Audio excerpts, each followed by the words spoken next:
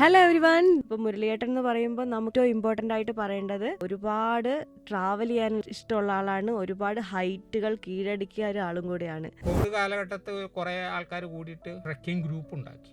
Globe truckers എന്ന് പറയും. അന്നാണ് ശരിക്കും പ്രൊഫഷണൽ ട്രക്ക് ആയിട്ട് ആരംഭിച്ചത്. ശരിക്കും പറഞ്ഞാല് എവിടെയൊക്കെ പോയിട്ടുണ്ട്? ഹിമാലയൻ ട്രക്ക് തന്നെ കുറെ ചെയ്തിട്ടുണ്ട്.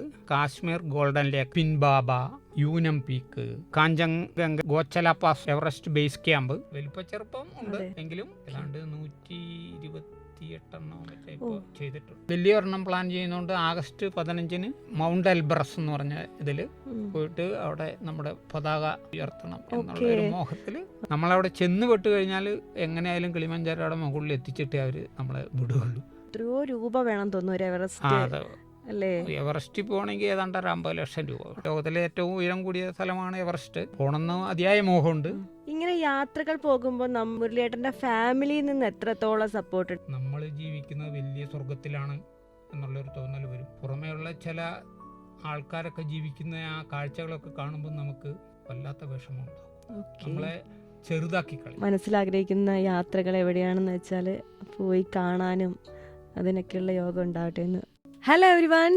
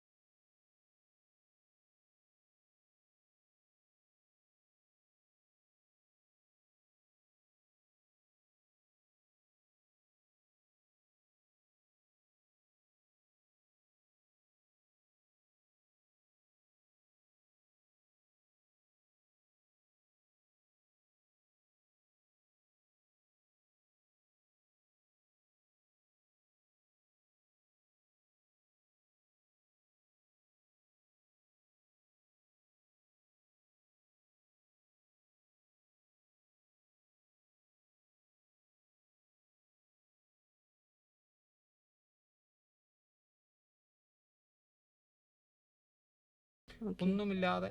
ഇപ്പം നമ്മളെ കാശ്മീർ ഗോൾഡൻ ലേക്ക് എന്ന് പറഞ്ഞ ട്രക്കിൽ പോയിട്ട് ഇങ്ങനെ ഒരു മനുഷ്യന്മാരും ഇല്ല, വെറും ആടിനെ മേയ്ക്കാൻ വേണ്ടി മാത്രം ജീവിക്കുന്ന അവരുടെ കുട്ടികളെയൊക്കെ നമുക്ക് കാണുമ്പോൾ ഉണ്ടല്ലോ, നമ്മുടെ പുറകെ അവരിങ്ങനെ വരും. ഒരു നമ്മളൊരു മുട്ടായി കൊടുത്താൽ അവർക്ക് ഉണ്ടാകുന്ന ആ സന്തോഷം ഉണ്ടല്ലോ, അവരുടെ മുഖത്ത് വരുന്ന ആ ഒരു ഇതൊക്കെ ഈ അടുത്ത കാലത്ത് ഭയങ്കര ആയിട്ട് ഫീൽ ചെയ്യുന്നതാണ് നമുക്ക്. അത്ര ഇതാണ്. അതായത് അങ്ങനെ അവർ കണ്ടിട്ടൊന്നുമില്ല, ഈ കാഡ്ബറീസ് ഒന്നും അവർ കാണുന്നില്ല. അതൊക്കെ കാണുമ്പോൾ ഒന്ന് കിട്ടുമ്പോൾ അവരുടെ ആ ഇതുണ്ടല്ലോ ഭയങ്കര നമ്മളെ ഫീൽ ചെയ്യും ശരിക്കും. അപ്പോഴാണ് നമ്മുടെ ആ ചെറുപ്പം സുഖത്തിലാണ് ജീവിക്കുന്നത് നമ്മൾ തിരിച്ചറിയുന്നത്, നമുക്കത് ഫീൽ ചെയ്യും. ഇങ്ങനെ യാത്രകൾ പോകുമ്പോൾ മുരളിയേട്ടൻ്റെ ഫാമിലിയിൽ നിന്ന് എത്രത്തോളം സപ്പോർട്ട്? ശരിക്കും പറഞ്ഞു കഴിഞ്ഞാൽ യാത്രയ്ക്ക് നല്ല സപ്പോർട്ടാണ് അവർ ചെയ്തുകൊണ്ടിരുന്നത്. ഈ ഫാമിലി ട്രിപ്പ് പോയിക്കൊണ്ടിരുന്നിരുന്നു. ഈ ട്രെക്കിങ് ആയപ്പോഴാണ് ഇവരെ കൊണ്ടുപോകാതെ വന്നത്. അതിനു മുമ്പ് എവിടെ പോയാലും വൈഫിനെ കൊണ്ടുപോകുമായിരുന്നു. പിന്നെ ട്രക്കിങ്ങിന് വൈഫിന് ശാരീരിക ബുദ്ധിമുട്ടുകൾ ഉള്ളതുകൊണ്ട് മല കയറാനൊക്കെ ബുദ്ധിമുട്ടാണ്, അതുകൊണ്ട് അദ്ദേഹം വരില്ല. പക്ഷേ നല്ല സപ്പോർട്ടാണ്, എവിടെ പോണേലും എല്ലാവിധ സപ്പോർട്ടും ചെയ്തു തരും. ഞാനിപ്പോൾ പോകുമ്പോൾ സ്വാഭാവികമായിട്ട് ഒന്നേ മോൻ്റെ അടുത്ത് കൊണ്ടുവിടും, അല്ലെ മോളുടെ അടുത്ത് കൊണ്ടുവിട്ടിട്ടാണ് പോകുന്നത്. നല്ല ഫാമിലി സപ്പോർട്ട്, മക്കളൊക്കെ നല്ല സപ്പോർട്ടീവാണ്. ഇപ്പം നമ്മൾ വിചാരിക്കും ഫ്രീ തിരക്കൊഴിഞ്ഞിട്ട് പോകാം, പൈസ ആയിട്ട് പോകാം, അങ്ങനെ മാറ്റി വെക്കും പലരും പല ട്രിപ്പുകളും. പക്ഷെ അതൊന്നും ചിലപ്പം കറക്റ്റ് വർക്കൗട്ട് ആയിക്കൊള്ളണമെന്നില്ല. അപ്പം ഒരു പുതുതലമുറയ്ക്ക് എന്താണ് അതെന്ന് പറഞ്ഞു കൊടുക്കാനുള്ളത്? ശരിക്കും മരിക്കുമ്പോൾ ഒന്നും കൊണ്ടുപോകാൻ പറ്റില്ല. നമ്മൾ കൂടുതൽ കുറേ ഇങ്ങനെ സ്വരൂപിച്ച് വെച്ചിട്ട് ഒരു ലിമിറ്റേഷനുണ്ട്. നമുക്ക് ജീവിക്കുമ്പോൾ നന്നായിട്ട് ജീവിക്കുക, നമ്മുടെ ആഗ്രഹങ്ങൾക്കനുസരിച്ച് ജീവിക്കുക, അത് തന്നെ നടക്കുകയുള്ളൂ. നമുക്ക് മരിക്കുമ്പോൾ ഒന്നും കൊണ്ടുപോകാൻ കഴിയില്ല, എങ്ങനെ വന്നോ അതുപോലെ തന്നെ തിരിച്ചു പോവുകയുള്ളൂ. അപ്പം നമ്മൾ കുറേ സ്വത്തുകൾ ഇങ്ങനെ ഉണ്ടാക്കി വെച്ച് അത് പിന്നെ അവസാനം അതിന് പിന്നെ മക്കൾ തന്നെയാണെങ്കിലും തമ്മിൽ തല്ലുന്ന ഒരു എത്തിക്കണ്ട എന്നുള്ള ഒരു ചിന്താഗതിയാണ് എനിക്കുള്ളത്. മക്കളെയൊക്കെ നമ്മൾക്ക് അവരെയൊക്കെ രണ്ടുപേർക്കും ആവശ്യത്തിനുള്ള എഡ്യൂക്കേഷൻ കൊടുത്തു, ജീവിക്കാനുള്ള സാഹചര്യങ്ങൾ ഉണ്ടാക്കി കൊടുത്തിട്ടുണ്ട്. അപ്പോൾ ഇനി അവരവരുടെ വഴികൾ കണ്ടെത്തും, എത്തുക എന്നുള്ളതാണ്. അപ്പോൾ ആ രീതിയിൽ നമ്മൾ പിന്നെ ഞാൻ ജോലി ചെയ്യുന്ന സമയത്ത് തന്നെ സർക്കാർ ജീവനക്കാർക്ക് ഒരു സറണ്ടർ എന്ന് പറഞ്ഞ് കിട്ടുന്ന ഒരു ഇതുണ്ടായിരുന്നു. അപ്പോൾ ആ കാലഘട്ടത്തിൽ നമുക്ക് ഒരു മാഡം ഒരു ക്ലാസ് എടുത്തപ്പോൾ പറഞ്ഞു, നിങ്ങൾ സറണ്ടർ കിട്ടുന്നതും നിങ്ങൾ സമ്പാദിച്ച് വെക്കാതെ സർക്കാർ തരുന്ന ആ സറണ്ടർ കൊണ്ട് നിങ്ങൾ ലോകം കാണാൻ ഉപയോഗിക്കാൻ പറഞ്ഞു. അവരുടെ ഒരു ക്ലാസ്സിൽ ഇങ്ങനെ കേട്ട അത് ഞാൻ അതേപടി പ്രവർത്തിക്കും. പിന്നീട് ഒരു സറണ്ടറും ഞാൻ സ്വന്തം ആവശ്യത്തിന് എടുത്തിട്ടില്ല, യാത്രകൾക്ക് വേണ്ടി മാത്രം ആ പൈസകളെല്ലാം മാറ്റി വെച്ചിരുന്നു. അതിനു വേണ്ടി എല്ലാ മാസവും ഞാനിങ്ങനെ ഒരു ചെറിയ തുക യാത്ര എന്നുള്ള ചിന്താഗതിയിൽ മാറ്റി വെച്ചുകൊണ്ടിരുന്നത്. അതൊക്കെ തന്നെയാണ് ഇപ്പോൾ അതിൻ്റെ ഇതിൽ തന്നെയാണ് പോയിക്കൊണ്ടിരിക്കുന്നത്. ഇപ്പോൾ പുറകോട്ട് തിരിഞ്ഞു നോക്കുമ്പോൾ നമ്മൾ അത്രയും സ്ഥലം കണ്ടത് കൊണ്ടൊരു ഭയങ്കര ഒരു സാറ്റിസ്ഫാക്ഷൻ ഉണ്ടാവില്ലേ? ശരിക്കും പറഞ്ഞാൽ എവിടെയൊക്കെ പോയിട്ടുണ്ട്? ഏറ്റവും വലിയ കിളിമഞ്ചാരോ, ആഫ്രിക്കയിലേക്ക്, അതിനെ കുറിച്ചൊക്കെ ഒന്ന് പറയുമോ? യാത്രകൾ ഹിമാലയൻ ട്രക്ക് തന്നെ കുറേ ചെയ്തിട്ടുണ്ട്. KGL എന്ന് പറഞ്ഞാൽ കാശ്മീർ ഗോൾഡൻ ലേക്ക് എന്ന് പറഞ്ഞിട്ട് 7 തടാകങ്ങളെ കവർ ചെയ്ത് ഇങ്ങനെ പോകുന്നത്. ഓരോ തടാകത്തിൻ്റെ അടുത്തും ഓരോ രാത്രി താമസിച്ചിട്ടാണ് പോകുന്നത്. ഈ നമ്മൾ കാശ്മീർ പോകുക എന്ന് പറഞ്ഞാൽ എല്ലാവരും പോയി ആ ടൗണിൽ കാണാവുന്ന സാധനങ്ങളൊക്കെ ഒരു കാഴ്ചകളൊക്കെ കണ്ടുപോരുള്ളൂ. പക്ഷെ ഇങ്ങനെയുള്ള ആ കാശ്മീരിൻ്റെ ഉൾഭാഗത്തെ ഗോൾഡൻ ലേക്ക് എന്ന് പറഞ്ഞിട്ട് ഭയങ്കര മനോഹരമായ ഏരിയകളാണ്. അങ്ങനെ ട്രക്ക് ചെയ്ത് ശരിക്കും ലോങ്ങിൽ ആദ്യം തുടങ്ങിയത്. പിന്നെ പിൻബാബ, യൂനം പീക്ക്, അങ്ങനെ ഹിമാലയത്തിൽ തന്നെ കുറേ കാഞ്ചൻഗംഗയുടെ ഇത് ഗോച്ചല പാസ് എന്ന് പറഞ്ഞിട്ട് പോകും. പിന്നെ EBC എവറസ്റ്റ് ബേസ് ക്യാമ്പ്, അതൊക്കെ ആണ് ഉയർന്ന തലങ്ങളിൽ. ഇവിടെയൊക്കെ വളരെ ബുദ്ധിമുട്ടിയാണ്. പിന്നെ അന്നപൂർണ ബേസ് ക്യാമ്പിൽ പോയി. കഴിഞ്ഞ സെപ്റ്റംബറിലാണ് നമ്മൾ കിളിമഞ്ചാരോ പോയത്. അത് ഈ 7 സബ്മിറ്റ് എന്ന് പറഞ്ഞ ഒരു പരിപാടിയുണ്ട്. എന്ന് പറഞ്ഞാൽ ട്രക്കിംഗ് ചെയ്യുന്നവർ ചെയ്യുന്നതാണ്. പല ഏജ് കാറ്റഗറീസ് ഉണ്ടോ അതോ റിട്ടയർഡ് ആയിട്ടുള്ള ആൾക്കാരുടെ മാത്രമാണോ? എല്ലാ ഏജിലുള്ള ജെൻസ്, ലേഡീസ്, അങ്ങനെ ജെൻഡർ വീസ് ഒന്നുമില്ല, എല്ലാവരും അടങ്ങുന്ന ഗ്രൂപ്പാണ്. 7 സബ്മിറ്റ് എന്ന് പറഞ്ഞാൽ 7 വൻകരയിലുള്ള ഉയരം കൂടിയ പർവ്വതങ്ങൾ സന്ദർശിക്കുക എന്നുള്ളതാണ് അതിൻ്റെ ഇത്. അതിൽ ആണ് നമ്മൾ ആഫ്രിക്കയിലെ ഏറ്റവും ഉയരം കൂടിയതാണ് കിളിമഞ്ചാരോ. അതിൽ പോയി. അത് നമ്മൾ 15 പേരാണ് പോയത്. കേരളത്തിലുള്ള മലയാളികൾ തന്നെയായ 15 പേര്. അതിൽ നമുക്ക് ഒരു വേറിട്ട അനുഭവമാണ്. നമ്മൾ ഇവിടുന്ന് നേരെ ബോംബെ പോയി അവിടുന്ന് കെനിയയിലേക്ക് നമ്മൾ ഫ്ലൈറ്റ് ഇറങ്ങിയത്. ഇവിടുന്ന് ബോംബെ വരെ ഫ്ലൈറ്റ് അവിടുന്ന് കെനിയയ്ക്ക് ഓക്കെ. കെനിയ ഇറങ്ങിയിട്ട് ട്രാവൽ ഗൈഡ് അവർ നമ്മളെ സപ്പോർട്ട് ചെയ്തിട്ട് ഇത് ഇപ്പം നമ്മളെ ഈ GT എന്ന് പറഞ്ഞ ഇത് അവരതിൻ്റെ ഇതെല്ലാം കൂടി പ്ലാൻ ചെയ്യും. അവരെന്നിട്ട് നമുക്ക് അതിൻ്റെ പറയുന്ന എമൗണ്ട് കൊടുക്കുക. എന്നിട്ട് അവർ നമ്മളൊക്കെ കൂടെ ഉണ്ടാവും. അവർ നമ്മളെപ്പോലെ തന്നെ ട്രക്ക് ചെയ്യുന്ന ഒരു ഗ്രൂപ്പാണ്. പിന്നെ അവിടെയുള്ള ഒരു ടീമുമായിട്ട് നമ്മൾ ടൈപ്പ് ആകും. അവിടെയുള്ള ഒരു ഈ ട്രക്കിംഗ് ഗ്രൂപ്പുകൾ ഉണ്ടാവും, ഓർഗനൈസേഴ്സ്. അവരുമായിട്ട് കിളി ഫൈറ്റേഴ്സ് എന്ന് പറഞ്ഞ ടീമാണ് അവിടെ. ഇങ്ങനെ ഗൈഡുകൾ മസായി വർഗ്ഗക്കാരാണ്. കൊണ്ടുപോകാൻ അവർ ഭയങ്കര ഉഷാറാണ്. നമ്മളവിടെ ചെന്ന് പെട്ട് കഴിഞ്ഞാൽ എങ്ങനെയായാലും കിളിമഞ്ചാരോയുടെ മുകളിൽ എത്തിച്ചിട്ടേ അവർ നമ്മളെ വിടുകയുള്ളൂ. അത്ര മോട്ടിവേഷൻ തരുന്ന ടീമുകളാണ്. കെനിയ പോയി അവിടുന്ന് നമ്മൾ ടാൻസാനിയയിലാണ് ശരിക്കും കിളിമഞ്ചാരോ നിൽക്കുന്നത്. അവിടേക്ക് നമ്മൾ ബസ്സിനാണ് പോയത്. ഫ്ലൈറ്റ് ചാർജ് ഭയങ്കര, നേരിട്ട് ടാൻസാനിയയിലേക്ക് ഭയങ്കര ഫ്ലൈറ്റ് ചാർജാണ്. അപ്പം അത് കുറയ്ക്കാൻ വേണ്ടിയിട്ട് നമ്മൾ ബോംബെ ടു കെനിയയിൽ നിന്ന് അവിടുന്ന് ഒരു ദിവസത്തെ ബസ് യാത്ര ചെയ്യണം. എന്നിട്ട് ടാൻസാനിയയിൽ സ്റ്റേ ചെയ്ത് അങ്ങോട്ട് അവിടുന്ന് ട്രക്കിംഗ് തുടങ്ങിയത്. 2025 ഓഗസ്റ്റിലാണ് കിളിമഞ്ചാരോയിൽ പോയത്. ഓണം അവിടെയായിരുന്നു. ഓക്കെ. അപ്പോൾ അന്ന് മുരളിയേട്ടന് 65 ഏജിൽ. കുറച്ച് ഏജ് ആകുന്തോറും നമ്മൾ അങ്ങനെ ഒരു പീക്ക് കയറുമ്പോൾ എന്തൊക്കെ നമ്മൾ മുൻകരുതലൊക്കെ എടുക്കണം? അപ്പോൾ കുറേ എത്ര ഡേയ്സ് എടുത്തു മുകളിൽ വരെ എത്താൻ? മുകളിൽ എത്താൻ 6 ദിവസം എടുത്തു. 6 ദിവസം എടുത്തു. അപ്പോൾ ഭക്ഷണങ്ങളും കാര്യങ്ങളും എല്ലാം അവിടെ നമ്മൾ ഈ അവിടുത്തെ ഒരു ഗ്രൂപ്പ് ഉണ്ടെന്ന് പറഞ്ഞല്ലോ. ഈ ഗൈഡുകളും നമുക്ക് ഭക്ഷണം പാകം ചെയ്യാനായിട്ടും നമ്മളെ ലഗേജ് ചുമക്കാനായിട്ടും. ലഗേജ് അവർ ചുമക്കും. അതിനൊക്കെ അവർക്ക് പൈസ കൊടുത്താൽ മതി. പിന്നെ വഴികാട്ടിയായിട്ട് ഗൈഡായിട്ട് ഇത്രയും പേര്, അതായത് ഞങ്ങൾ 15 പേർക്ക് അവിടുന്ന് ഈ കിളിമഞ്ചാരോ കയറാൻ വേണ്ടിയിട്ട് 52 ആൾക്കാരാണ് വന്നത്. മൊത്തത്തിൽ തണുപ്പും അല്ലേ? തണുപ്പുണ്ട്. തണുപ്പും പിന്നെ മുകളിലോട്ട് കൂടുന്ന ഓക്സിജൻ ലെവലിന്റെ കുറയും. അപ്പൊ ഇത് അങ്ങനെ എന്തൊക്കെ ഇഷ്യൂസ് ആണ് നമ്മൾ മുകളിലോട്ട് പോകുന്നവർ അഭിമുഖീകരിക്കേണ്ടത്? നമ്മൾ എന്തൊക്കെ മുൻകരുതലുകളാണ് നമ്മൾ എവിടെ ട്രക്ക് ചെയ്യാൻ പോകുമ്പോഴും നമ്മൾ അതിന് മുമ്പേ, ഇപ്പോൾ കിളിമഞ്ചാരോ ഒക്കെ നമ്മൾ 1 വർഷത്തെ പ്ലാനിങ് ആയിരുന്നു. ഇപ്പോൾ 25 പോകാൻ വേണ്ടി നമ്മൾ 24 ഓഗസ്റ്റിലെ തയ്യാറെടുപ്പ് തുടങ്ങിയായിരുന്നു. അന്ന് തന്നെ ഇതിനുള്ള കടലാസ് വർക്കുകൾ നടത്തി ഫിസിക്കലി നമ്മൾ ട്രെയിൻ ചെയ്തുകൊണ്ടിരുന്നു. നല്ല എക്സർസൈസുകൾ, യോഗ ചെയ്യുന്നവരങ്ങനെ ഇതെല്ലാം ചെയ്ത് പിന്നെ നമ്മൾ ലോക്കൽ ട്രക്കിംഗ് നടക്കും. അപ്പോൾ ഇത് ഈ 1 വർഷം മുമ്പ് ഇതെല്ലാം പ്രാക്ടീസ് ചെയ്തു എന്ന് പറഞ്ഞപ്പം നമ്മൾ 1 വർഷം മുമ്പ് നമ്മൾ ബുക്ക് ചെയ്യണം. ബുക്ക് ചെയ്തിട്ട് അവരുടെ ടീം, അതായത് ഡോക്ടർമാരടക്കമുള്ള ഒരു ടീമാണ് നമുക്ക് ഗൈഡൻസ് എല്ലാം തരുന്നത് അല്ലേ? അപ്പം ആ ഒരു പെട്ടെന്ന് നമുക്ക് പോയിട്ട് അത്രയും ഇത് കയറാൻ പറ്റില്ല. അപ്പം നമ്മൾ പോയിക്കൊണ്ടിരിക്കുന്ന ആൾക്കാരൊക്കെ ആണെങ്കിൽ ഓക്കെ. അപ്പോൾ 1 വർഷമായിട്ട് എന്തൊക്കെ കാര്യങ്ങൾ ചെയ്യും? നമ്മൾ വെയിറ്റ് എടുത്ത് നടക്കും, ഓടും, ചിലർ നീന്തുന്നവരുണ്ട്, പിന്നെ സൈക്ലിംഗ് ഉണ്ട്. അങ്ങനെ നമുക്ക് ശാരീരിക ഫിറ്റ്നസ് നിലനിർത്താൻ വേണ്ടിയുള്ള എല്ലാ ഇതും ചെയ്യുമായിരുന്നു. ഇപ്പൊ ഇന്നത്തെ ചെറുപ്പക്കാരാണെങ്കിൽ മിക്കവരും ജിമ്മിൽ പോകുന്നവരാണ്.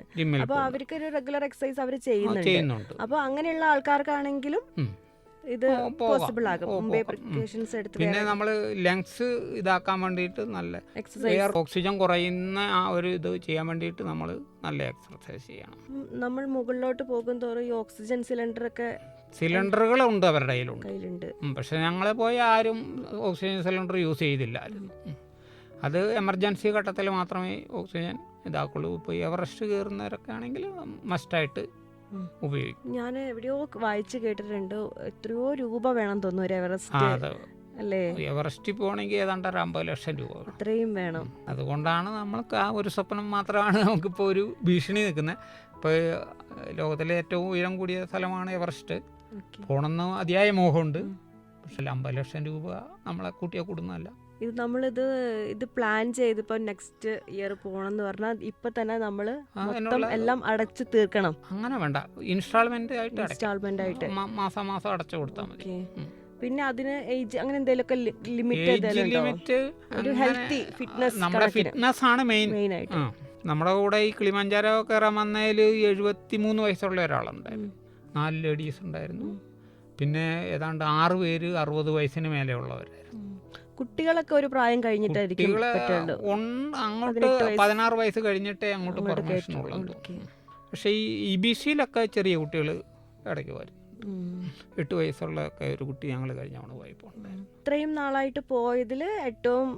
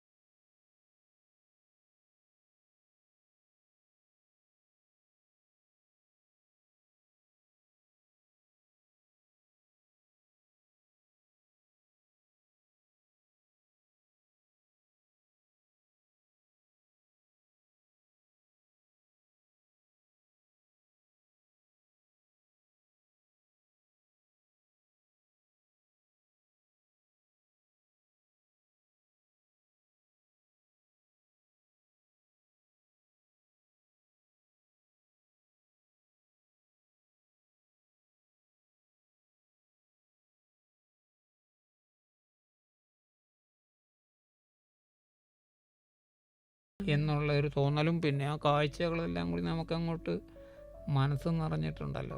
ഒരു ഭയങ്കര ആഹ്ലാദമാണ് വരിക. അത് പറഞ്ഞറിയിക്കാനുള്ള ഒരു ഫീലിംഗ് നമുക്ക് കിട്ടിയല്ല. അത് അനുഭവിച്ചെങ്കിൽ മാത്രമേ നമുക്ക് എന്താ നമ്മൾ നേടിയെന്നുള്ള ഒരു തോന്നൽ വരും. എന്തോ നേട്ടം നമ്മളെ ഉള്ളിൽ കിട്ടി, നമ്മളെ ശരീരത്തിന് ഉള്ള ഒരു ഫീലിംഗ് കിട്ടും.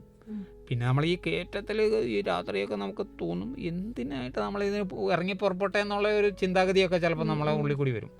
അവിടെ അങ്ങ് ഇരുന്ന പോലായിരുന്നോ, വെറുതെ ഉള്ള കയ്യിൽ കാശും കളഞ്ഞ് എന്തിനിറങ്ങി പുറപ്പെട്ടു എന്നൊക്കെയുള്ള ഒരു ചിന്താഗതി നമുക്കുണ്ടാവും. തോന്നും. അങ്ങനെയുള്ള ഒരു ബുദ്ധിമുട്ട് നമുക്ക് എത്തും. ആ ഒരു സ്റ്റെപ്പ് അങ്ങോട്ട് മുന്നോട്ട് വെക്കാൻ കാര്യം ഇച്ചിരി പക്ഷെ അങ്ങോട്ട് ആ അവസ്ഥയിലേക്ക് നമ്മളെ തോന്നിക്കും. പിന്നെ രണ്ടും കൽപ്പിച്ചങ്ങോട്ട് എന്തായാലും പോകും എന്നുള്ള ആ മോട്ടിവേഷനിൽ അവരിങ്ങനെ തള്ളിക്കൊണ്ടിരിക്കും നമ്മളെ. അങ്ങനെ പറഞ്ഞ് നമ്മൾ കയറിപ്പോയി തീർത്തത്.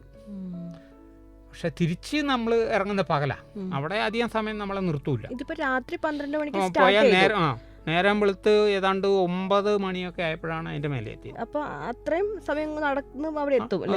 600 മീറ്റർ ഹൈറ്റിലേക്കാണ് നമ്മൾ ലാസ്റ്റ് സബ്മിറ്റഡ്.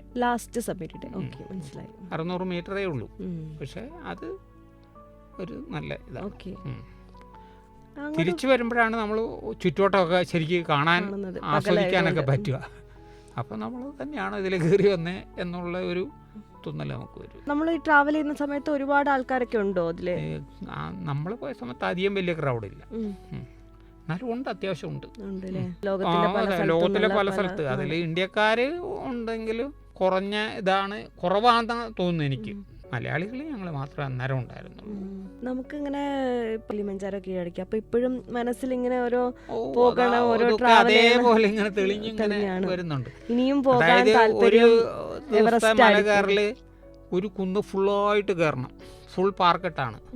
പാറക്കെട്ടിൽ നമ്മളിങ്ങനെ ഇങ്ങനെ പിടിച്ച് കയറണം. അങ്ങനെ കയറണം ഒരു ദിവസത്തെ ഒരു കയറ്റം. അതിലിങ്ങനെ ഒരു പാറ ഇങ്ങനെ കെട്ടിപ്പിടിച്ചിട്ട് വേണം നമ്മൾ പോകാൻ വേണ്ടിയിട്ട്. ശരിക്കും കിസ്സിങ് റോക്ക് എന്നാണ് പറയുന്നത്. കെട്ടിപ്പിടിക്കുമ്പോൾ നമ്മൾ അറിയാതെ ചുണ്ട് പാറ തട്ടിയാലേ നമുക്ക് പാസ് ചെയ്ത് അങ്ങോട്ട് കടന്നു പോകുള്ളൂ. അങ്ങനെ തപ്പിപ്പിടിച്ച് ഒരു ദിവസം ഫുള്ളായിട്ട് അങ്ങനത്തെ മല കയറും. അത് ഡേഞ്ചറസ് ആണ്. നമുക്കും ഒരു ഇൻട്രസ്റ്റ് ആകും എന്ന് പറഞ്ഞാൽ. എന്നാലും അങ്ങനെ അള്ളിപ്പിടിച്ച് അന്ന് സ്റ്റിക്കൊന്നും ഉപയോഗിക്കേണ്ട കാര്യം വരില്ല. എൻ്റെ സ്റ്റിക്ക് ഉപയോഗിക്കാൻ പറ്റിയല്ല. ഇങ്ങനെ ഈ കുരങ്ങൻ മങ്കി കയറുന്ന പോലെ കയറിപ്പോണം. കയ്യും വേണം കാലും വേണം, എങ്കിലേ നമുക്ക് കയറാൻ പറ്റും.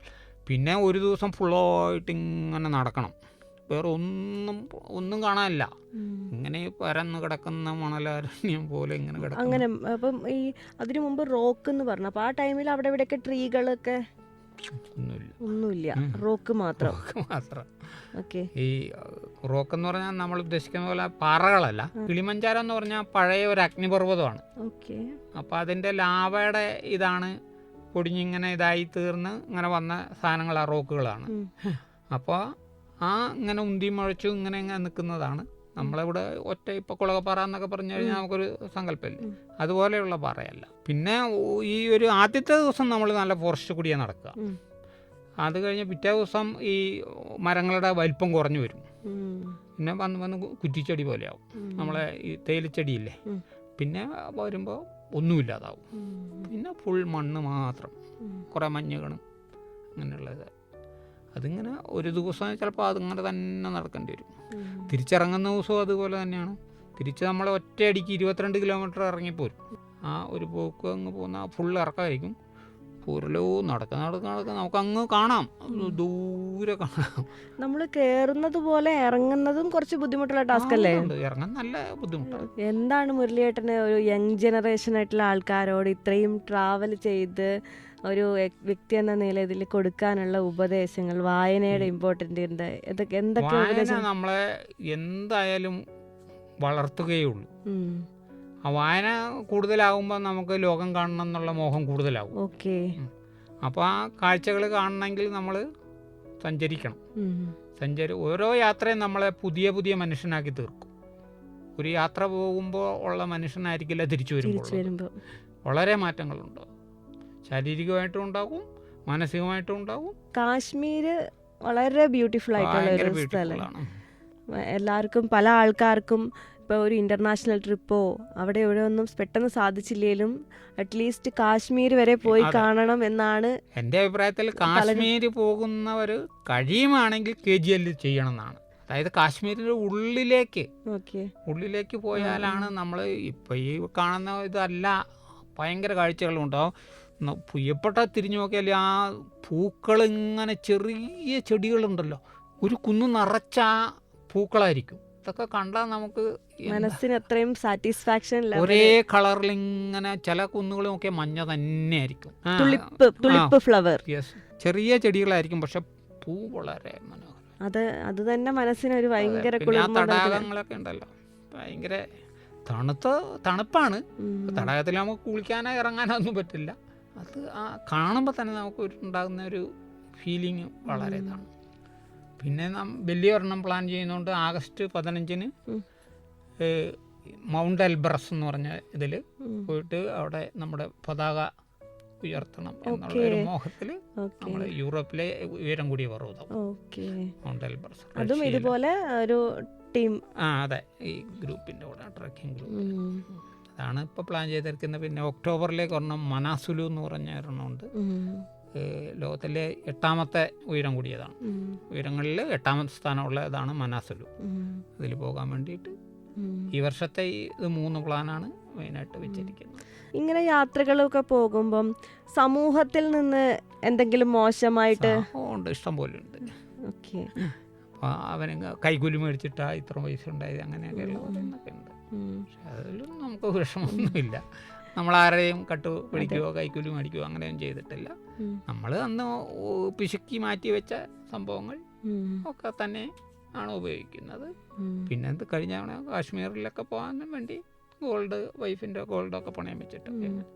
അത് കുറേ വർഷങ്ങളായിട്ട് ഈ മംഗളാദേവി പോകണമെന്ന് ഞാൻ വിചാരിക്കുന്നതാണ്. ഈ വർഷം പോയി. മെയ് 1 മംഗളാദേവിയുടെ ക്ഷേത്രത്തിലെ വർഷത്തിലൊരു തവണയെ അവിടെ തുറക്കുള്ളൂ. മംഗളാദേവി ഇടുക്കി ജില്ലയിൽ നമ്മളെ തമിഴ്നാടും കേരളവും കൂടി അതിർത്തി പങ്കിടുന്നതാണ്. നമ്മൾ അവരും കൂടി തർക്കത്തിൽ നിൽക്കുന്ന സ്ഥലമാണ്. അപ്പോൾ രണ്ടുപേരും കൂടി സംയുക്തമായിട്ടാണ് ആഘോഷിക്കുന്നത്. കുമിളി പോയിട്ട് അവിടെ നിന്ന് അങ്ങോട്ട് പോയത്. അത് കഴിഞ്ഞ് അവിടെ ഒരു ട്രക്കും ചെയ്ത് 26 ട്രക്ക് എന്ന് പറയുന്ന തേക്കടിയിൽ നടത്തി. എന്നിട്ടാണ് നമ്മൾ വന്നത്. ഇപ്പം ലാസ്റ്റ് ഈ മെയ്യിൽ. മുരളിയേട്ടൻ ഇപ്പോൾ ഇത്രയും പോയ സ്ഥലങ്ങളിൽ ഇനി ഒന്നും കൂടെ വിസിറ്റ് ചെയ്യണം എന്നാഗ്രഹിക്കുന്ന ഏതെങ്കിലും സ്ഥലമുണ്ടോ? സത്യം പറഞ്ഞു കഴിഞ്ഞാൽ പോയ സ്ഥലങ്ങളെല്ലാം ഒന്നും കൂടി കാണണം എന്നുണ്ട്. പക്ഷേ നമുക്ക് ആ ആഗ്രഹങ്ങൾ എല്ലാം നമുക്ക് നടത്താൻ കഴിയില്ലല്ലോ. എന്നുവെച്ചാൽ സാമ്പത്തിക ബാധ്യതയാണ് മെയിൻ പ്രശ്നം. ഇപ്പോൾ EBC ഒന്നും കൂടി പോകണമെന്ന് വിചാരിക്കുന്നുണ്ട്. EBC അല്ല, എവറസ്റ്റ് തന്നെ പോകണം എന്നാണ് ആഗ്രഹം. എവറസ്റ്റ് സബ്മിറ്റ് ചെയ്യണമെന്ന് ആഗ്രഹമുണ്ട്. അത് പക്ഷേ ഭാരിച്ച ചിലവാണ്. 50 ലക്ഷം രൂപയൊക്കെയാണ് ചിലവ് വരുന്നത്. പിന്നെ KGL ഒന്നും കൂടി പോകണമെന്ന് ആഗ്രഹിക്കുന്നുണ്ട്. കാശ്മീർ ഗോൾഡൻ ലേക്ക് അന്ന് പോയ ഇത് ഒന്നും കൂടി മനസ്സിലിങ്ങനെ. അന്നൊക്കെ എന്താ വെച്ചാൽ ഈ അമർനാഥ് നടക്കുന്ന ഇടയ്ക്കാണ് പോയത്. അപ്പോൾ അങ്ങോട്ട് ഭയങ്കര റഷായിരുന്നു. പിന്നെ തിരിച്ചു വന്നതൊക്കെ ഭയങ്കര ചെക്കിങ്ങും അങ്ങനെയൊക്കെ നടക്കുന്ന സ്ഥലം. അതുകൊണ്ട് ഒരു ശരിയായ ഒരു ഇത് കിട്ടിയില്ല എന്നെനിക്ക് ഇപ്പം തിരിഞ്ഞു നോക്കാൻ തോന്നുന്നുണ്ട്. പക്ഷെ അന്ന് ഓൾറെഡി അത് നമുക്ക് വലുതായിരുന്നു. പക്ഷെ ഇപ്പം ഈ കൂടുതൽ നമ്മളതിനെക്കുറിച്ച് ഇങ്ങനെ പഠിച്ച് ഇതൊക്കെ വന്നു കഴിഞ്ഞപ്പോൾ ഒന്നും കൂടി പോകണം എന്നുള്ള ഒരു തോന്നലുണ്ടായിട്ടുണ്ട്. ഇനി എന്താണ് മുരളിയേട്ടന് അടുത്ത എവിടെ പോവാനാണ്? ഏത് എവറസ്റ്റ് ആണോ? എന്താണ് മുരളിയേട്ടന്? എവറസ്റ്റ് എൻ്റെ മനസ്സിലുള്ളത് തന്നെയാണ്. പക്ഷെ അതിന് ആരെങ്കിലും സ്പോൺസർ ചെയ്യണം. അല്ലാതെ എന്തായാലും 50 ലക്ഷമൊന്നും എങ്ങനെ ഇനി നടന്നാലും കിട്ടുന്നില്ല. വല്ല എൻ്റെ ഭാര്യ പറഞ്ഞേക്കുന്ന അവള് എല്ലാ ലോട്ടറി എടുക്കാം. ലോട്ടറി അടിച്ചാൽ ബെമ്പറുകൾ എല്ലാ ഓണം, വിഷു, ബെമ്പർ അങ്ങനെയൊക്കെ ഉള്ളത് എടുക്കാം. കിട്ടുവാണെങ്കിൽ എന്നെ പറഞ്ഞുകൂടാ. പിന്നെ 7 സമ്മിറ്റ് ഒന്നും കൂടെ അല്ല, അത് ഇതിലിപ്പോൾ 2ാമത്തേലാണ് ഇപ്പോൾ പോകുന്നത്. എൽബ്രസിലേക്ക് പോകുന്നത്. ബാക്കി എല്ലാം കൂടി പോകണമെന്ന് വിചാരിക്കുന്നുണ്ട്. 7 വൻകരയിൽ ഇത് ഒരു മോഹമാണ്. നടക്കട്ടെ. എന്താണേലും എല്ലാവിധ ആശംസകളും. ഇങ്ങനെ മനസ്സിലാഗ്രഹിക്കുന്ന യാത്രകൾ എവിടെയാണെന്ന് വെച്ചാൽ പോയി കാണാനും അതിനൊക്കെയുള്ള യോഗം ഉണ്ടാവട്ടെ എന്ന്. ഇതോടൊപ്പം എനിക്ക് തോന്നുന്നു നമുക്ക് ഏജ് ഒരു മാറ്റർ അല്ല, നമ്മുടെ മനസ്സാണ്. കാരണം നമ്മൾ സമയമില്ല എന്ന് പറയും, പൈസ ഇല്ല എന്ന് പറയും, ഓരോ കാര്യങ്ങൾ പറഞ്ഞ് നമ്മൾ ഒഴിഞ്ഞു മാറും. ചെറിയൊരു ട്രാവല് നമ്മൾ ഈ ഒരു പ്ലാൻ ചെയ്യുക, പിന്നെ മെല്ലെ മെല്ലെ അതങ്ങ് എക്സിക്യൂട്ട് ചെയ്ത് അപ്പോൾ തന്നെ നമുക്കൊരു വേറൊരു അനുഭവമായിരിക്കും അത്. അപ്പോൾ ട്രാവൽ ചെയ്യുക, പറ്റുന്നത്രയും കിട്ടുന്ന അവസരങ്ങളെല്ലാം യാത്രയ്ക്ക് ആര് ചോദിച്ചാലും നോ പറയരുത്. അങ്ങനെയൊക്കെയാണ് നമ്മൾ വിചാരിക്കുന്നത്. പിന്നെ സമയമൊക്കെ നമ്മൾ കണ്ടെത്തണം. നമ്മൾ പറ്റുന്നത് ചിലപ്പോൾ ചില ആൾക്കാർക്ക് ചില സമയത്ത് പറ്റില്ല. പറ്റുന്ന സമയത്ത് എല്ലാവർക്കും ഓരോ ബുദ്ധിമുട്ടുകളും എല്ലാം ഉണ്ടാകും. പക്ഷെ നമ്മൾ അതനുസരിച്ച് എന്തെങ്കിലും സാധിക്കുമ്പം ഒരു ചാൻസ് കിട്ടുമ്പോൾ നമ്മൾ ഒഴിവാക്കാതിരിക്കുക. നമ്മൾക്ക് പറ്റുന്നതാണെങ്കിൽ നമ്മൾ എന്താണേലും പോയി കാണുക. നമ്മുടെ കൂടെ കുറേ വിശേഷങ്ങളൊക്കെ പറഞ്ഞ് മുരളിയേട്ടൻ ഇത്രയും നേരം ഉണ്ടായിരുന്നു. എൻ്റെ ഒരുപാട് നന്ദി. എനിക്ക് ഒരുപാട് പുതിയ പുതിയ അറിവുകൾ എനിക്കും കിട്ടി, എൻ്റെ പ്രേക്ഷകർക്കും കിട്ടി. എൻ്റെ ടീമിൻ്റെയും നന്ദി. എല്ലാവിധ ആശംസകളും. Thank you.